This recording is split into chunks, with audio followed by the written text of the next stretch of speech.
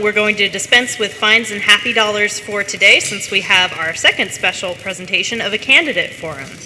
I'm now going to invite Steve Bagwell to the stage to introduce the candidates.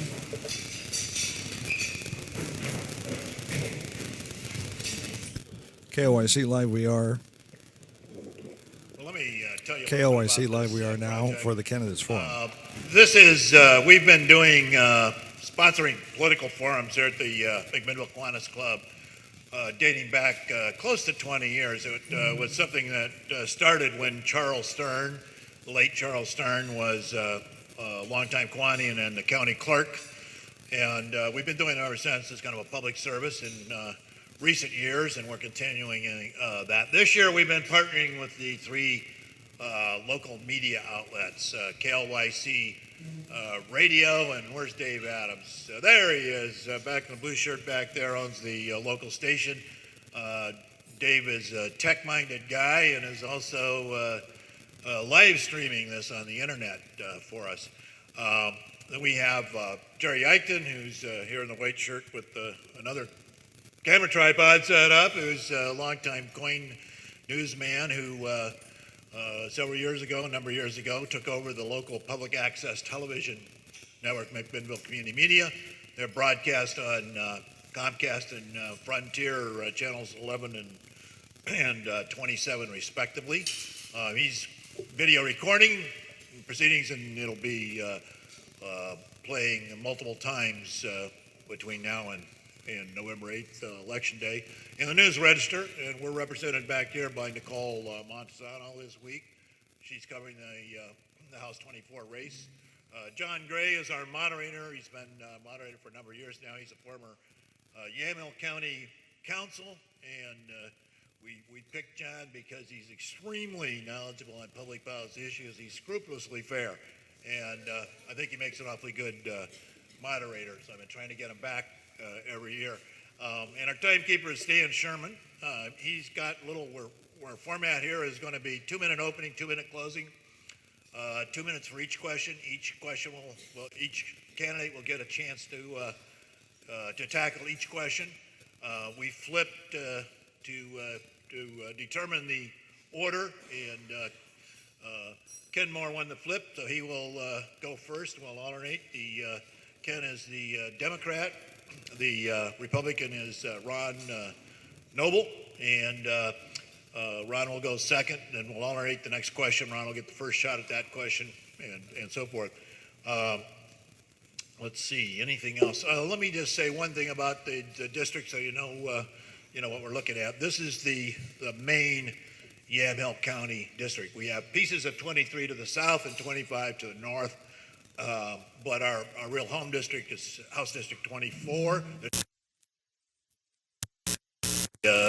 Jim Widener represented the district last 3 or 4 terms and has stepped down, so it's a wide open seat. It's getting significant party attention from both parties and considered a swing race.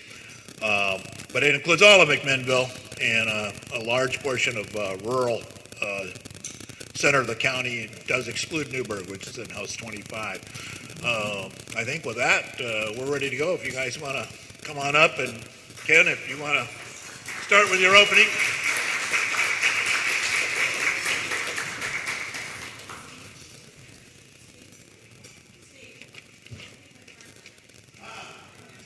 Let me take one more thing.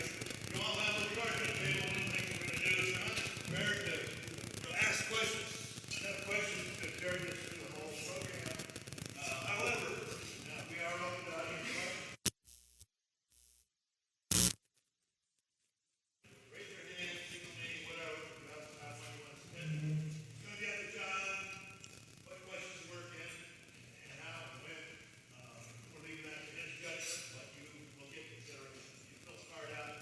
I will go around, we're going to pick up, turn him over to John, and give him a look. Ken, you get 2 minutes, then Ron gets 2 minutes. Ron will have the first question. Go ahead. Well, first of all, I'd like to say thank you to Steve for putting this together, and for Alice Darnton for taking the helm of this good ship, Noon Kiwanis. It's great to be here again. A little bit about my background. I have served as an electrical engineer for Intel and Hewlett Packard here in town. I've farmed 80 acres of oats and alfalfa. I am now a contractor, small business owner. 36 years ago, I bought a few acres outside of Yamhill, and using the trees that were growing on the house site, the lumber from those trees, I built my house with my own hands, raised my 3 kids in it, and they all graduated from Yamhill Carleton High School. Of course, the kids are grown and gone now with kids of their own, and we get together. My 5-year-old grandson, Cormac, quickly organizes us into a game of baseball. Life is good. People ask me, why are you running?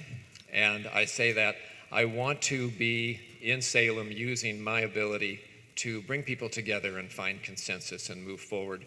And I also want to be part of the important conversations and votes that will be taking place around education, transportation, and affordable housing. I serve as an ambassador for the McMinnville Area Chamber of Commerce. I serve as a Yamhill Planning Commissioner. I am a proud CERT trainee graduate and a Sunday school teacher, and I have 30 seconds. I love this community. I have dedicated myself to its service, and in knocking on thousands of doors and talking with thousands of voters, I've found the issues that resonate with them. And I am prepared to serve and represent the people of this district.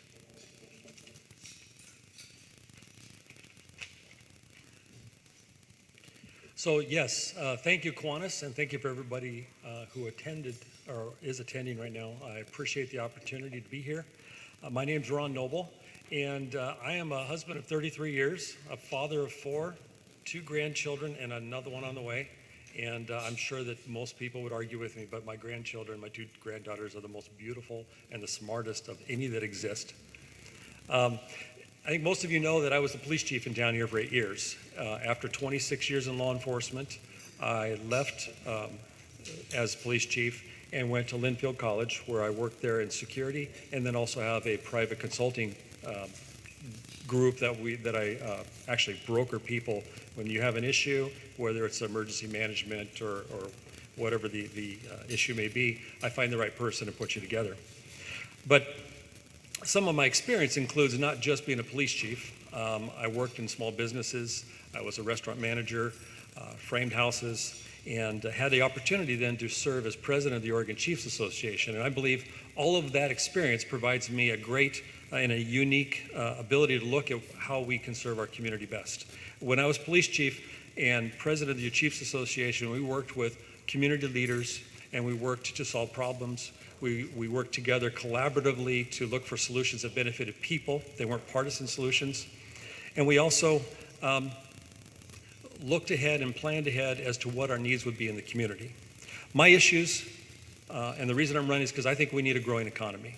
A growing economy is fundamental to being able to fund education, healthcare, transportation issues, and other infrastructure issues that are vital and necessary for us to succeed.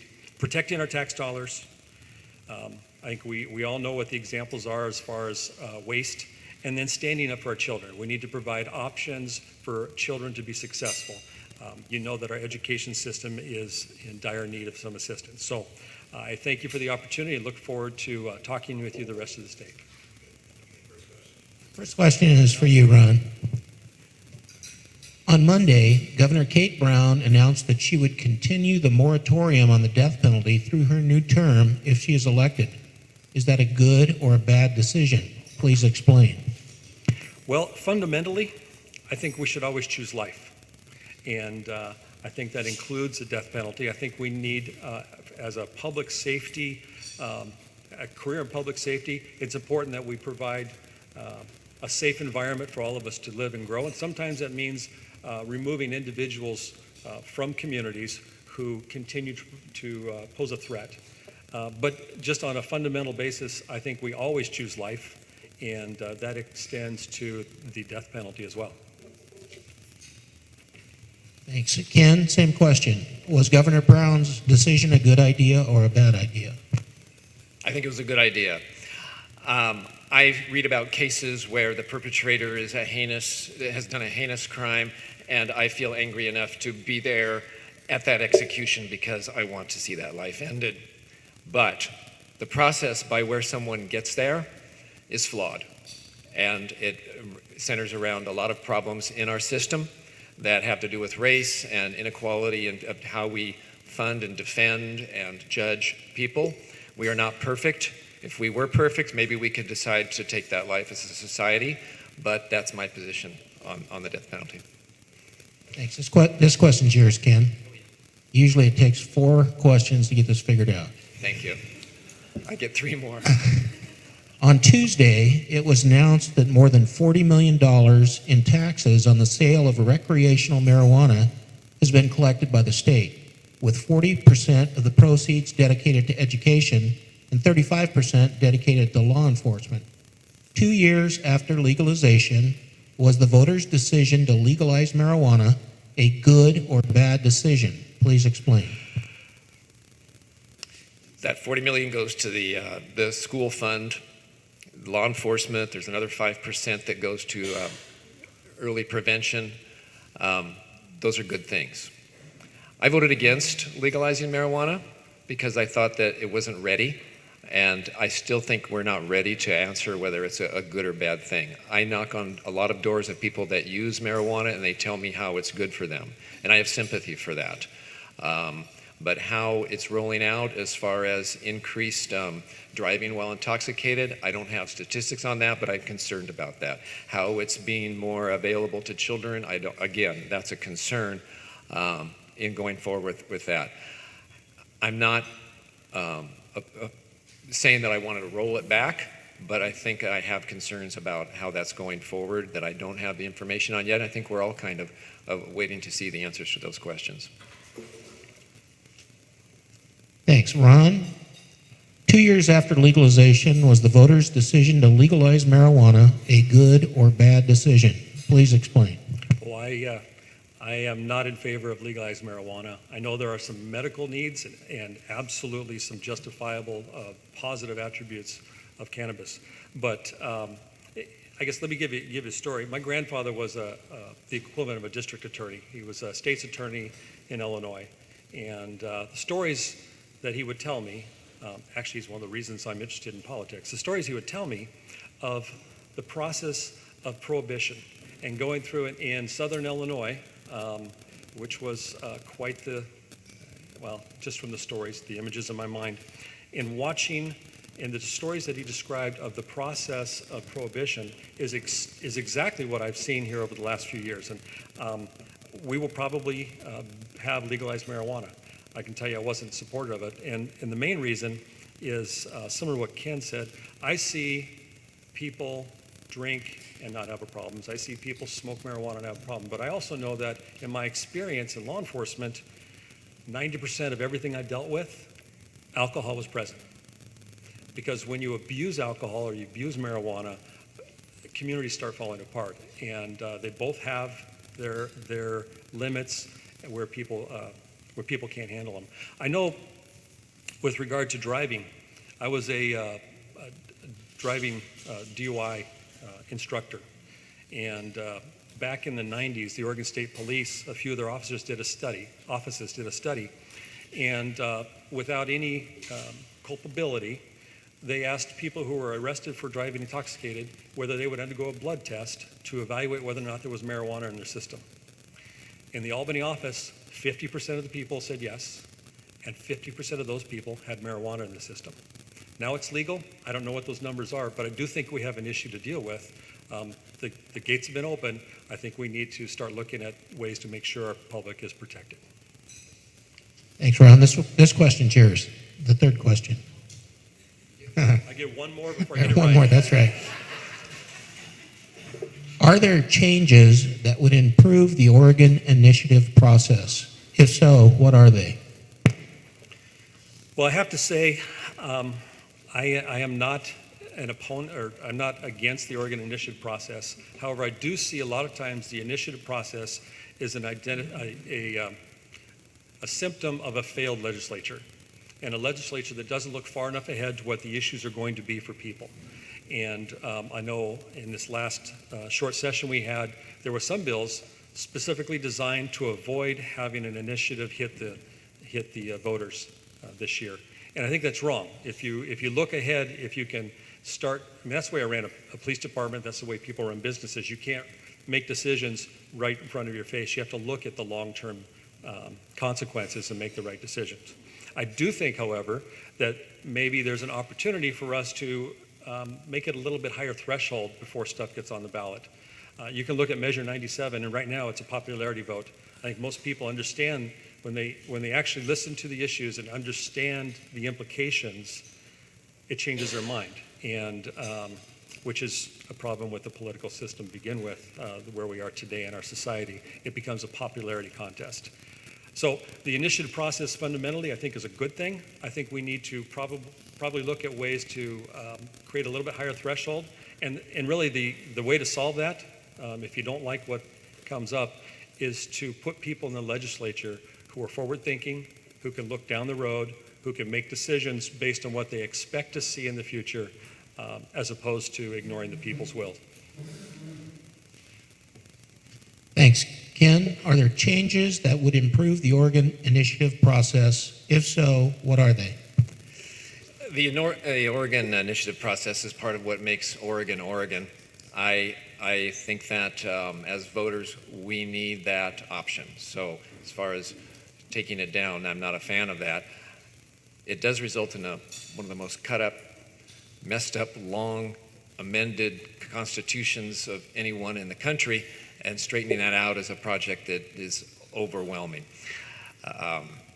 When we have an issue, democracy is messy, and if the legislature can't act, voters need to be able to weigh in. As to threshold, that could be looked at, raising that threshold, but I think that I would be very careful making that decision. This one's yours. You got it. What is the most important land use issue that should be addressed by the next legislature, and how should it be addressed? Again, our land use laws are part of what make Oregon, and it has prevented California-type sprawl.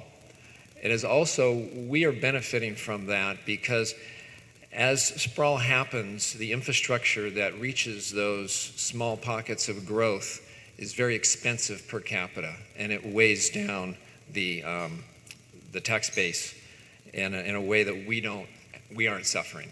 So that has been a good thing for Oregon. And also being an agricultural community, there are many of us that are very protective of our farm ground. I know that in Newburgh, they have a problem expanding their urban growth boundary for more industrial land. But in all of the cities of this district, we have sufficient land for residential. So, except for Yamhill, where I'm a planning commissioner, and we have begun the process with the streamlined rules to expand our urban growth boundary. First, we're taking inventory to see what that will require, and we're moving forward with that. So it has worked. I think those laws, for the most part, need to be protected. It's a good thing for Oregon. As a farmer and a member of the Yamhill County Farm Bureau, it's constantly on my mind about how we protect our farm ground and support our agricultural base, and preventing the incredible farm ground in this area from being lost forever is very important to me. Thanks. Ron, what is the most important land use issue that should be addressed by the next legislature, and how should it be addressed? I think what's most important is to make sure that we still have that balance that was the reason we have land use laws in this state, to ensure that we protect our agricultural lands, that we protect our natural resources, yet allow for growth and appropriate growth in our cities.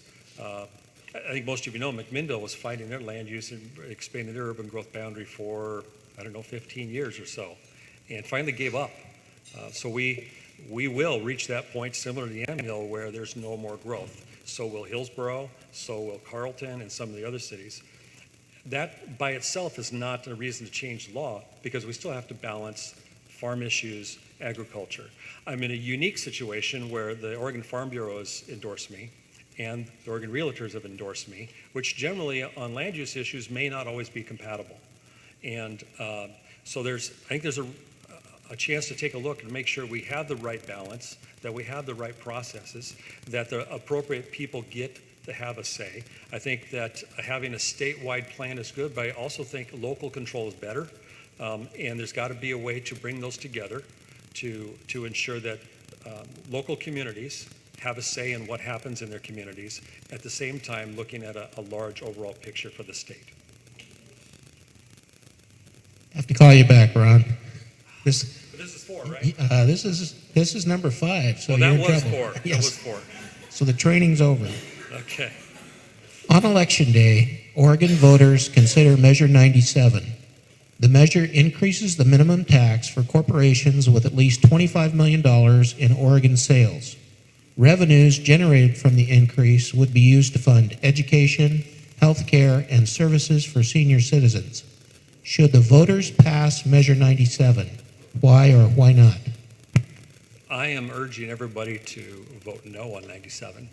And the reason is actually multifaceted. One, because I care about each one of you.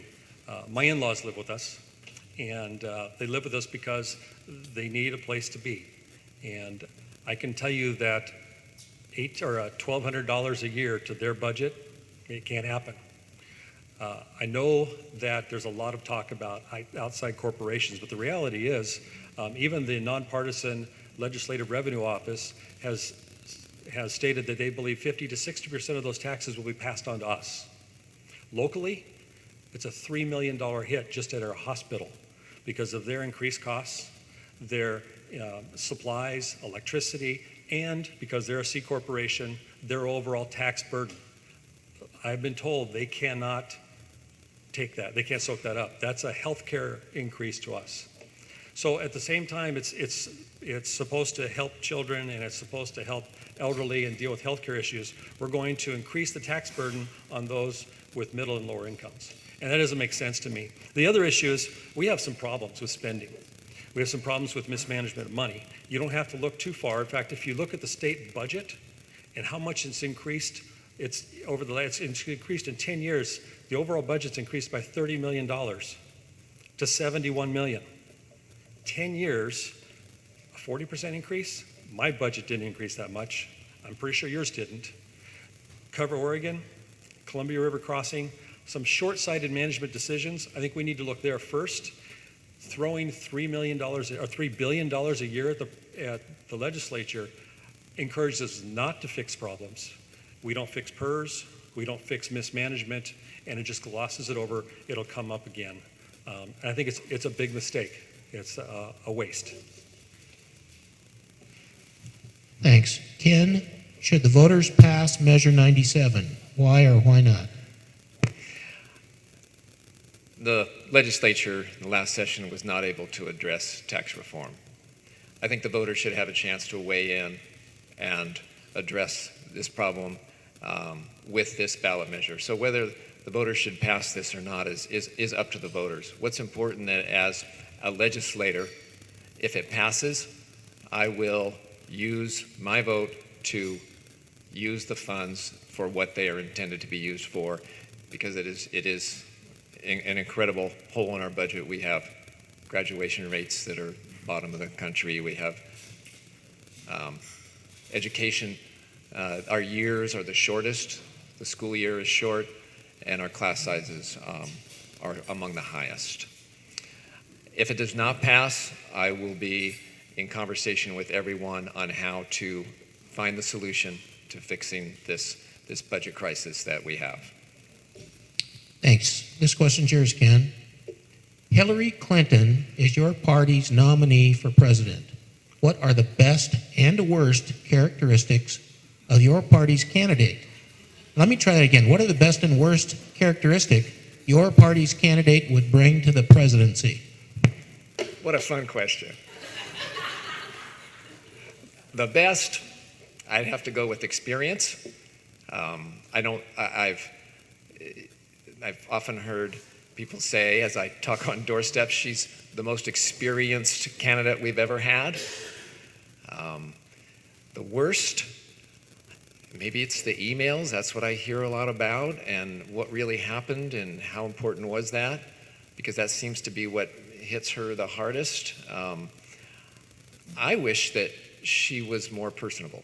I think the fact that she's guarded with, her person has made it hard for people to connect with her. So I think that answers the question.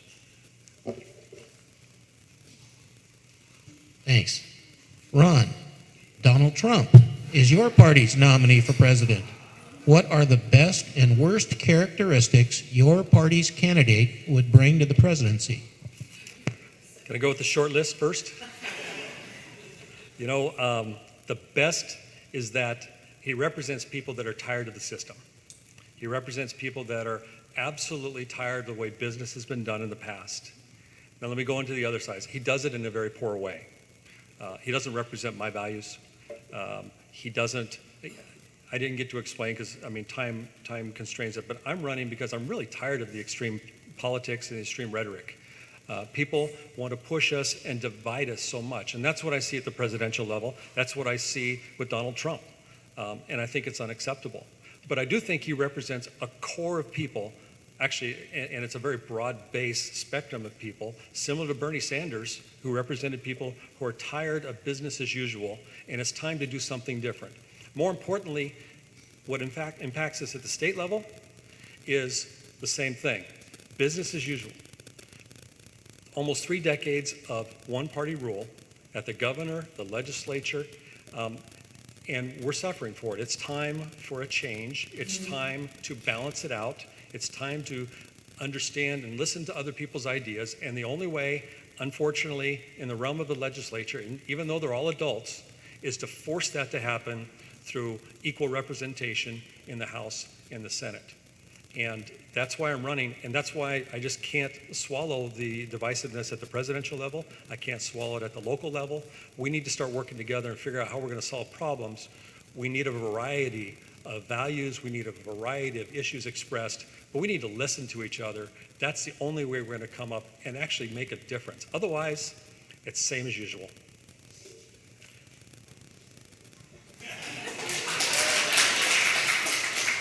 I can still learn. Well done. The 2013 legislature attempted to fix the public employee retirement system to control costs. The 2015 Oregon Supreme Court case invalidated one of the key changes, resulting in large increases to new rates. Yesterday, the Newburgh Graphic reported that the Newburgh School District will pay almost $2 million more for PERS in the next biennium. As a legislator, how would you propose to fix the PERS rate problem? PERS is a problem. In the police department, 2 years ago, PERS was pushing 20% of my payroll budget. That's a big problem. And it's gone up, and it probably will continue to go up. Those of you on Social Security will understand when I say the government needs to keep their promise. And I think PERS is the way it is because the government said, you know what, here you go, we'll give you this retirement. We're not going to participate. You just send us a bill after you retire in 30 years. Nobody buys a house that way, because if you did, you would have a problem with paying for the house 30 years after you lived in it, because interest rates are going to make that, if you've ever looked at what the total cost of that is over 30 years. But that doesn't solve the problem. I think to solve the problem, we need to start thinking a little bit more progressive and get the state out of the retirement business. We need to repeal the law that says every public employee has to be a member of PERS. We need to get the state out of it. And that doesn't solve necessarily the unfunded issues today, but it sure makes it easier for my grandchildren to survive in the future. I think we need to take a look at things that are legal, still complying with promises made, but maybe they're on the fringe and we need to control some costs. We need to maximize our investments in a return in the PERS fund. But the biggest thing for me is to get PERS out of the retirement, or get the state out of the retirement business. Thanks. Ken, as a legislator, how would you propose to fix the PERS rate problem? PERS has an unfunded mandate, an unfunded liability. There is a total owed to all retirees now, if they needed to be paid right now, of about $98 billion. Now there's $66 billion sitting there now intact, being invested, earning money.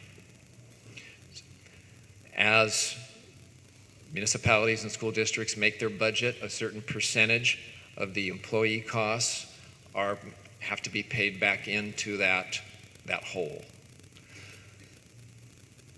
That's the burden, and that hole is that hole. They want it. The calculation on how they assess those employee costs are based on trying to fill that unfunded liability in the next 20 years. If we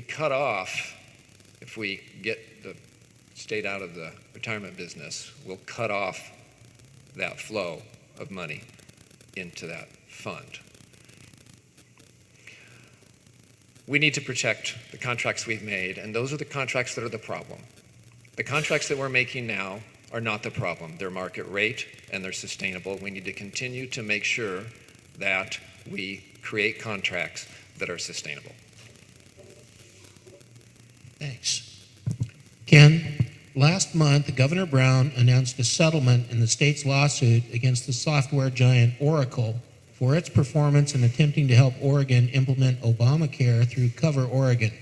Was the settlement good for Oregon taxpayers? Why or why not? So Oracle, the Cover Oregon cost taxpayers $240 million. This settlement was valued at $100 million. $25 million of it was cash to pay the legal bills, and the rest was in Oracle products, use of Oracle products for the next 6 years.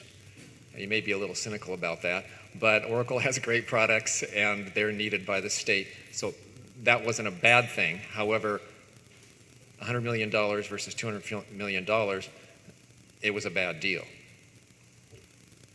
How they could have gotten a better deal with more litigation, I don't know. There was some pressure by the governor to get past this, so negotiations were made. Whether that was right or wrong, should they have kept litigating, fought for more?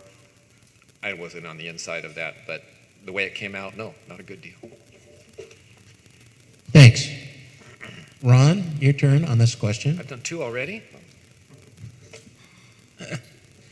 Was the Oracle settlement good for Oregon taxpayers? Why or why not? It's just pennies on the dollar. I don't know what the outcome would have been out of the lawsuit. I have to trust that $100 million was the best they could do. The real issue is we live in a state that leads the region, if not the United States, if not the world, in technology and in development, in engineering, with Intel here, with Tektronix, with HP, and I can't figure out why we can't get this right. You remember the 90s and the whole mess with the DMV computers? And now we have Cover Oregon. And this is really an area we should actually lead in, and we can't get it right. All I can do is point to mismanagement. And so then I would have to assume that $100 million was the way to cut our losses, try to get this thing solved. And no, I don't think we got the best of the deal. And I think it's reflective of exactly what I've been talking about, business as usual, more of the same. And unless we make some changes in the way we do business, we're going to continue to get the Columbia River crossing. Oh, that's right, we don't have one. We're going to get cover. Yeah, we don't have that either. And we may even lose more than just the port in Portland. Okay, one more question. Ron will go first on the question. Ken will go second. And then after this question, Ken will have the first shot at the opening statement, and then Ron has the last shot. So this question is for Ron, and this comes from the floor. What would you do to increase the use of solar and wind energy all over Oregon? I think that's a simple matter of as soon as it becomes, the technology becomes more viable and people see it as a real investment from a business perspective, we will see it everywhere. I think we need to provide incentives to develop the technology. I don't believe that it's going to be the end all, but I think we need to look at all sources of energy. We need to take care of our environment. We need to be ahead and forward thinking. I don't think we're there yet. I think there's more to do in developing solar and wind, harnessing the sun and the wind for energy. And I don't think that we should just blindly spend our money and require these things if they don't provide a return. That's one of those things that we need to create an environment for people to invest and to research. But we can't push it ahead because right now the technology is just not there. As advanced as we are, the technology is just not there to make it something that we're going to get a return on our investment and we want people to invest in. Thanks. Ken, what would you do to increase the use of solar and wind energy all over Oregon? Well, I think that this is a good opportunity to be attached to science and be based in evidence. And the good news now is that solar and wind do pay better. They're a better investment than coal. So we've crossed that threshold with those technologies, and we should continue to examine where they will replace technologies that are becoming more and more costly. And that should go forward with a lot of accountability and a lot of oversight, a lot of examination. And was it a good idea to move forward in this technology? And was it well implemented? So those evaluations need to be done all the time. Okay, now you have, Ken, 2 minutes for your closing statement. Great. I'd like to talk about my platform. I briefly mentioned it at the beginning: education, transportation, affordable housing. Education. I want to target, we don't have enough money to fix the whole thing, to hire the teachers up and get the class sizes down. We don't have that in the budget. Targeted investments that pay off, that will give a return. Career technical education, vocational training, what we used to call SHOP. This is a way that we can invest in our schools, that those kids that are hungry to learn a trade will have the opportunity. And you know what it will address is our graduation rates. And I'd like to go from the end of the high school experience to the beginning. And that's a career in early childhood education. There are children that come to school unable to focus. They haven't learned to self-regulate for whatever reason. Our organization here in this town, the Early Learning Hub, brings together a lot of different agencies that identify those children and give them the support that they need to be able to come to first grade ready to sit and listen and learn to read. Grades 1 through 3, then you read to learn, you're on track to graduate. Another vital investment that we need to continue to support all over the state. Transportation. We have roads and bridges that are beyond their life. And we have bridges now that are no longer capable of carrying the loads they were designed for, and trucks being rerouted around them. It's costing our economy now. We need a robust transportation package that includes completing the entire Newburgh-Dundee bypass, which is vital for our economy here and our sanity. Affordable housing in 15 seconds. On the doors, it's the number one issue that people talk to me. I talk about affordable housing, and it's a middle-aged couple with 3 kids behind them, 20-something, can't find a place. They say, please. Subsidies to contractors to build more affordable housing. Thanks. Ron, you have 2 minutes for your closing statement. So thank you. As I mentioned, my issues, the reason I'm running is because I'm tired of the divisiveness. But because it keeps us from solving the problems. And the problems really are the same. There shouldn't be any candidate that tells you something different. Really, we have an issue, a crisis in our education system. We have a healthcare issue. We have infrastructure issues with transportation. And until we allow the economy to grow, until we quit choking the economy, we won't be able to solve any of those problems.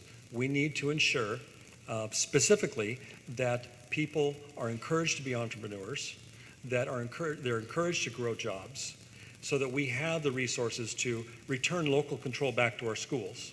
We have schools in inner city Portland, McMinnville, Ontario, Lakeview, who have the same dictates from the federal government and the state government, but teach the same way and the same stuff. But each of those children in those school districts present themselves differently. They have different experiences, they live in a total different environment.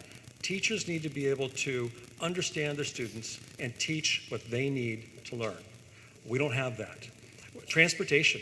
I remember working for ODOT years ago, we used to overbuild bridges, and there are still some bridges that are wider than our highways. Somebody was forward thinking, because then when we needed to increase capacity, we just widened the highway. Well, we quit doing that a couple decades ago, and now to increase any capacity, we have to replace the most expensive part of the highway system. That makes no sense. That's making decisions right in front of your face, not thinking down the road. We need people who are willing to be in the trenches, get the work done, look at new ideas, quit doing things as usual, and then willing to stay hard at task when the going gets tough and not panic and look for the easy way out. That's what I hope to bring. I appreciate you being here and appreciate your support. Thank you both very much. Great job. This concludes the forum. Please give them a hand.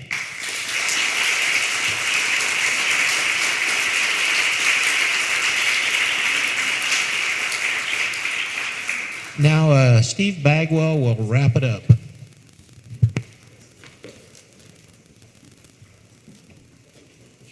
Well, I want to thank you all for coming. I am a kind of a lifelong political junkie myself as managing editor of the paper. I feel this stuff is awfully important and encourages me when I see people come out to engage in the issues. I think we get the government we deserve, and the more we take it seriously, the better we'll do. Thank you all for coming.